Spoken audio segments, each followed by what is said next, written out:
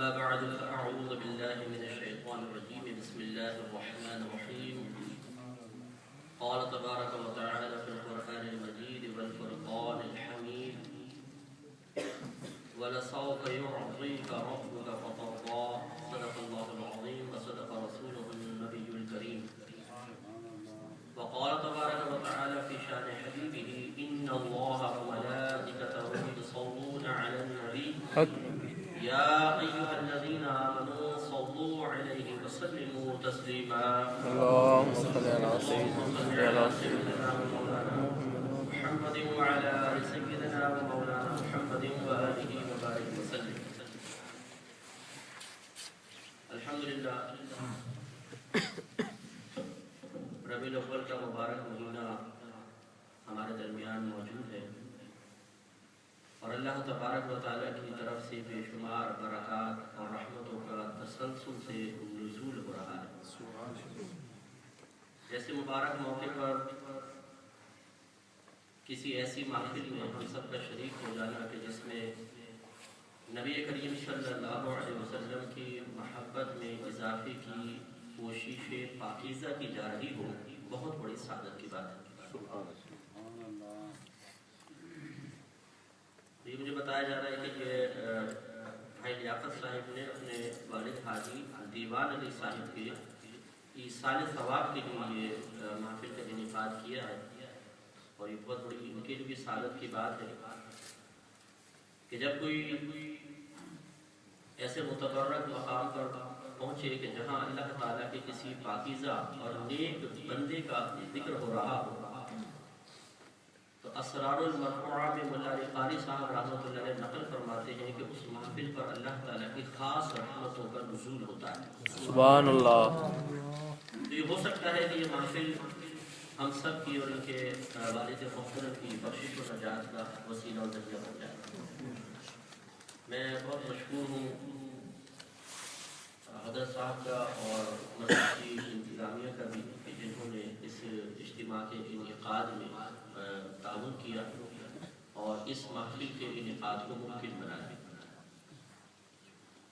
مختصر سے چند کلمات انشاءاللہ عرض کروں گا اور امید ہے کہ آپ بغور اس کو سماعت فرمائیں گے. اصل امکان کوشش یہ ہوتی ہے کہ جب ہم اپنا قیمتی وقت نکال کر کسی ایک مقام پر حاضر ہونے کی سعادت حاصل کریں تو کچھ سیکھ کر اٹھیں، کچھ سوچ میں کچھ فکر میں تبدیلی پیدا ہو، جو خصوصیات اور نعمتیں اللہ نے عطا فرمائی، جو اوصاف عطا فرمائے ان میں اضافہ ہوگا اور برائیاں ہم سے دور ہوں. دیکھیے آج شاید ہی کوئی ایسا مسلمان ہو کہ جو کسی نہ کسی جہت سے اللہ تبارک و تعالی کی بارگاہ میں شکوہ شکایت نہ کرتا ہو. کوئی اپنی تندرستی کا شکوہ کر رہا ہے، کسی بھی گھر میں جوان بچیاں ہیں، رشتے نہیں آ رہے، وہ ان کے لیے فکر مند ہے. فکر مند ہونا کوئی بری بات نہیں ہے، لیکن بعض اوقات شکوہ زبان پر آ جاتا ہے. کوئی اپنے قد کاٹ پر، کوئی رنگت کے مسائل پر گفتگو کر رہا ہے. کسی کو دائمی بیماری ہے تو وہ اللہ تعالیٰ کی بارگاہ میں نہ صرف اکیلا خود براہ راست شکایت کر رہا ہوتا ہے بلکہ دوسروں کے سامنے بھی اس کا تذکرہ کر کے معاذ اللہ تعالیٰ کی طرف بے انصافی یا بسا اوقات ظلم کی نسبت کر رہا ہوتا ہے. یہ کیسا انصاف ہے، اللہ نے مجھے بیماری دی، یہ کیسا اللہ نے ظلم کر رکھا ہے ہمارے. یہ جو ہماری زبان پہ شکوہ شکایت جاری ہوتا ہے اس کی بڑی وجہ جہالت تو ہے ہی، لیکن اس سے بڑی وجہ یہ ہے کہ ہم ان نعمتوں پر توجہ کرنا چھوڑ بیٹھے ہیں جو اللہ تبارک و تعالی نے بغیر طلب کیے ہمیں عطا فرمائی، اور وہ اتنی بڑی نعمتیں ہیں کہ ان کے مقابلے میں پوری دنیا بھی مل جائے تو ان کی برابری نہیں کر سکتی. سمجھدار انسان وہ ہے کہ جو کمی نعمت پر توجہ نہ کرے بلکہ اللہ تبارک و تعالی نے جو کچھ عطا فرمایا ہے اس پر توجہ رکھے تو کبھی بھی نہ دل شکوے میں مبتلا ہوگا نہ زبان پہ شکوہ جاری ہوگا. انہی نعمتوں میں سے ایک بہت بڑی نعمت نبی کریم صلی اللہ علیہ وسلم کی امت میں پیدا ہو جانا بھی ہے. اور یہ ایک ایسا انعام ہے کہ آپ نے میں نے اس کے لیے طویل عرصے تک نہ تو کوئی دعائیں کی ہیں، نہ ہم نے کسی بزرگ کے پاس جا کر کہا کہ حضرت آپ دعا کریں کہ ہم نبی کریم صلی اللہ علیہ وسلم کے امت میں پیدا ہو جائیں، بلکہ جب ہم پیدا ہوئے ہماری آنکھ کھلی، ایک مسلمان گھرانے میں اپنی موجودگی کا احساس ہوا، تو ساتھ ہی میں علم ہو گیا کہ ہم آخر نبی کے امتی ہیں، اور اللہ تعالیٰ نے بغیر طلب کیے ہمیں اپنے حبیب کی امت میں پیدا فرما دیا۔ پچھلے بہت سارے نبی بھی گزرے، ان کے پاس رہنے والے، ان پر ایمان لانے والے بہت سے لوگ تھے، وہ بھی سعادت مند ہیں، لیکن ہماری سعادت مندی سب سے بڑھ کر ہے، ہمارا انعام سب سے بڑھ کر ہے، اس لیے کہ ہمیں اللہ تبارک و تعالیٰ کے سب سے پیارے نبی سے نسبت حاصل ہو گئی۔ سبحان اللہ۔ میں نے آیت کریمہ آپ کی خدمت میں عرض کی، وَلَسَوْفَ يُعْطِيكَ رَبُّكَ فَتَرْضَىٰ۔ اللہ تبارک و تعالیٰ اپنے حبیب کریم صلی اللہ علیہ وسلم سے خطاب کرتے ہوئے ارشاد فرماتا ہے کہ اے حبیب، ان قریب آپ کا رب آپ کو اتنا عطا فرمائے گا کہ آپ راضی ہو جائیں۔ سبحان اللہ۔ اسلوب کلام دیکھیے، خالق و مالک، بے نیاز ذات جو کسی کا محتاج نہیں، اس کی ذات کسی کا اثر قبول نہیں کرتی ہے، لیکن وہ رب کریم اپنے حبیب سے فرما رہا ہے کہ حبیب ان قریب آپ کو اتنا عطا فرماؤں گا، آپ کا رب آپ کو اتنا دے گا کہ آپ راضی ہو جائیں۔ حضرت آدم علیہ السلام سے لے کر حضرت عیسیٰ علیہ السلام تک ہر نبی تقوی، پرہیزگاری، اطاعت رب اس لیے کرتا رہا تاکہ اللہ راضی ہو جائے۔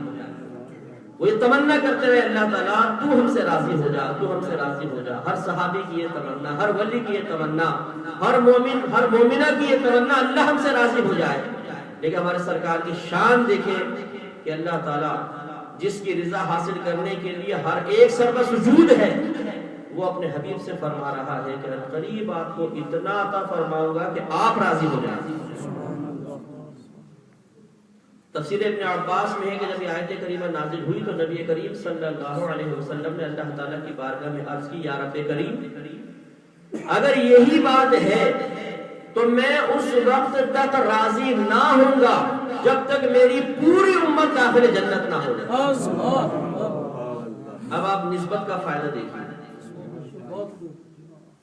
نبی کریم صلی اللہ علیہ وسلم نے یہ بات کیوں بیان فرمائی؟ کہ اس لیے کہ ہم بہت خوبصورت ہیں، بہت مالدار ہیں، افرادی قوت کے حامل ہیں، ہم نے کوئی بہت بڑا کارنامہ کیا ہے، معاذ اللہ نبی کریم صلی اللہ علیہ وسلم پر کوئی احسان کیا ہے؟ نہیں، بلکہ نبی کریم صلی اللہ علیہ وسلم اپنے امتیوں سے اس سے زیادہ محبت فرماتے ہیں جیسی ایک ماں اپنے بیٹے سے محبت کرتی ہے۔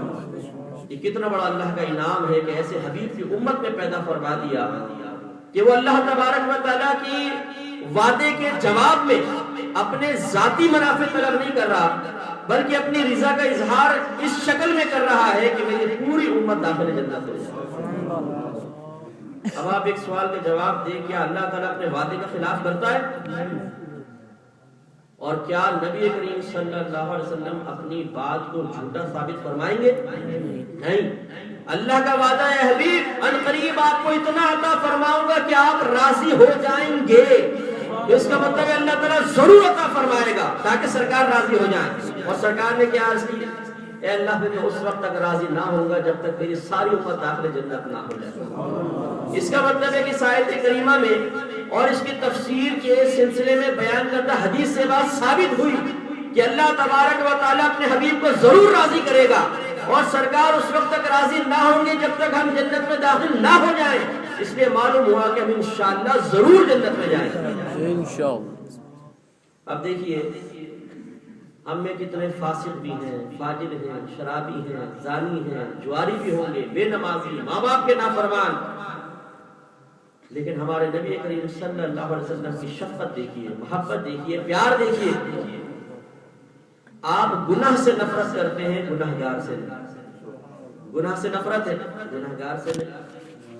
اپنا بیٹا کتنا ہی برا کیوں نہ ہو، نافرمان اللہ تعالیٰ کا کیوں نہ ہو، اس کے گناہ سے نفرت تو پیدا ہوتی ہے، لیکن بیٹے سے تو نفرت پیدا نہیں ہوتی۔ ایک شفقت ہوتی ہے باپ کی جس سے تعلق قائم رہتا ہے۔ تو کیا یہ اللہ تعالیٰ کا ہم پہ بڑا انعام نہیں ہے؟ کہ اس نے اپنے حبیب کریم صلی اللہ علیہ وسلم کی امت میں پیدا فرما کر ہمارے لیے دائمی عذاب کے، دائمی جہنم کے عذاب کے خوف کو ہمیشہ کے لیے دور کر دی۔ اگر ایمان سلامت لے گئے، ہم کبھی بھی اگر خدا نہ خواستہ جہنم میں جائیں گے بھی تو دائمی طور پر کبھی جہنم میں نہیں رہیں گے۔ سیاہ ستہ کی روایات ہیں، نبی کریم صلی اللہ علیہ وسلم فرماتے ہیں میں جنت میں داخل ہو چکا ہوگا تو جبریل امین میرے پاس آئے۔ اب یہ دیکھیں اللہ تعالیٰ کا ایک طریقہ ہے اپنے حبیب کی شان دکھانی ہے، تو اس طریقے سے معاملات ہوں گے کہ جبریل امین آ کر بتائیں گے کہ یار یہ اللہ کے حبیب آپ کے کچھ امتی ابھی ایسے بھی ہیں جو جہنم میں ہیں۔ تو سرکار ارشاد فرماتے ہیں کہ جیسے میں سنوں گا اپنا تہبند سنبھالتا ہوا بھاگوں گا اور اللہ تعالیٰ کی بارگاہ میں جا کر کی سفارش کروں گا، تو اللہ تبارک و تعالیٰ ارشاد فرمائے گا کہ حبیب کریم آپ جائیے اور جس کے دل میں رائی کے دانے کے برابر بھی ایمان موجود ہے اسے جہنم سے نکال لیجیے۔ اللہ سرکار پھر جائیں گے اور وہاں سے اپنے امتیوں کو باہر نکال کر داخل جنت فرمائیں۔ اب اس میں کمال مصطفیٰ صلی اللہ علیہ وسلم کے پہلو پر غور فرمائیں۔ جنت میں جانے کے بعد، نعمتیں حاصل ہو جانے کے بعد بسا اوقات تو اولاد بھی ماں باپ کو بھول جاتی ہے۔ آپ نے دیکھا ہے جب بچوں کو کوئی یہاں پر آ گیا، ماں باپ پاکستان میں ہے، اسے اچھی جاب مل گئی، نوکری مل گئی، خوبصورت بیوی حاصل ہو گئی، بعض اوقات ماں بوجھ محسوس ہونے لگ جاتی ہے اور باپ کا سایہ، پھر وہ یہ شعروں کے اندر تو ہم سر ہلاتے ہیں کہ وادی کیا باپ کی شان ہے، لیکن اسی باپ سے بدتمیزیاں جا کے وہی نوجوان کر رہا ہوتا۔ تو ہمیں کچھ نعمت مل جائے تو ہم اپنے قریبی لوگوں کو بھول جایا کرتے ہیں، لیکن اللہ تعالیٰ کے حبیب کریم صلی اللہ علیہ وسلم کے قلب انور کی رحمت جس کا تعلق آپ کی امت کے ساتھ ہے، اس کا معاملہ دیکھیے کہ جنت میں پہنچنے کے باوجود جیسے ہی اپنے امتی کے بارے میں پتہ چلا کہ وہ جہنم میں ہے تو بے چین ہو کر بھاگے۔ اب یقینی سی بات ہے کوئی وی آئی پی شخصیت تو جہنم میں نہیں ہوگی، کوئی پکا فاسق و فاجر ہوگا، بہت ہی بڑا بدکار ہوگا کہ جو لاسٹ میں جہنم سے نکل رہا ہے، لیکن ہمارے نبی کریم صلی اللہ علیہ وسلم اپنے ہر امتی سے محبت فرماتے ہیں، چاہے وہ نیک اور پرہیزگار کیوں نہ ہو، چاہے وہ گناہگار کیوں نہ ہو۔ سرکار وہاں تشریف لے جائیں گے۔ اب یہ کمال کا پہلو یہ دیکھیں، ترمذی شریف کی روایت ہے کہ اللہ تبارک و تعالیٰ نے جہنم کی آگ کو بھڑکایا، بھونکا تو وہ سرخ ہو گئی، پھر 1000 برس تک اس کو جلایا گیا تو سفید پڑ گیا، پھر 1000 برس تک جلایا گیا تو سیاہ ہو گئی۔ اب جہنم کی آگ بالکل سیاہ، یعنی اندھیرا اندھیرا ہے بالکل، اگر جہنم میں جھانک کر ہاتھ کو ہاتھ سجائی نہیں دے گا۔ اور ایمان دل کی ایک کیفیت کا نام ہے۔ اگر ہم دل سے نبی کریم صلی اللہ علیہ وسلم جو کچھ اللہ تعالیٰ کی طرف سے لے کر آئے اسے حق اور سچ سمجھیں گے، اس کا نام ہے ایمان، اور وہ شخص مومن کہلائے گا۔ گویا کہ ایمان ایک قلبی کیفیت کا نام ہے، ایک قلبی یقین کا نام ہے۔ ہاں اسلام ظاہر کا نام ہوتا ہے، جب ہم زبان سے اس کا اقرار بھی کر لیں گے تو مسلمان کہلائیں گے۔ تو معلوم یہ ہوا کہ جہنم سخت اندھیری، اس میں کروڑوں لوگ جس میں سرکار کی امتی بھی ہے، اور اس کے دل کی ایک کیفیت جس کو ایمان سے تعبیر کیا گیا، اس کے بارے میں اللہ تعالیٰ فرما رہے حبیب کسی کے قلب میں رائی کے دانے کے برابر بھی ایمان موجود ہے تو نکال کر لے آئی۔ اب جہنم میں جھانکنا، اس اندھیرے میں سے پہلے اپنے امتی کو پہچاننا، پھر اس کے قلب میں جھانک کر اس کے ایمان کی کیفیت کو جاننا اور پھر اس کو باہر نکالنا۔ اب غور فرمائیں کہ جس وقت سرکار ایسے خطرے میں پھنسے ہوئے کو فرمائیں گے باہر نکلا تو اس کی خوشی کا عالم کیا ہوگا۔ مایوسیوں میں غرق شخص سے مثال کے طور پر آپ پہ خدا خواستہ کسی پہ لاکھوں پاؤنڈ قرضہ ہو گیا، اس کی کمپنی دیوالیہ ہو گئی، حتیٰ کہ اس نے خودکشی کا ارادہ کیا، زہر ہاتھ میں لے کے بیٹھا ہوا ہے کہ اچانک دروازہ بجا، زہر چھپایا۔ ایک دوست نے کہا کہ یار مجھے پتا چلا تم بڑے کرائسس میں لو، میں تمہیں کروڑوں روپے دیتا ہوں، قرضہ اتارو۔ اس شخص کی خوشی کا عالم کیا ہوگا کہ ایک لمحہ تھا کہ وہ زہر کھاتا اور ہلاک ہو جاتا، لیکن اللہ نے غیب سے امداد عطا فرمائی تو اس کی خوشی کا عالم کیا ہوگا۔ سوچیے تو وہ امتی جو جہنم میں جانے کے بعد تقریباً مایوس ہو چکا ہوگا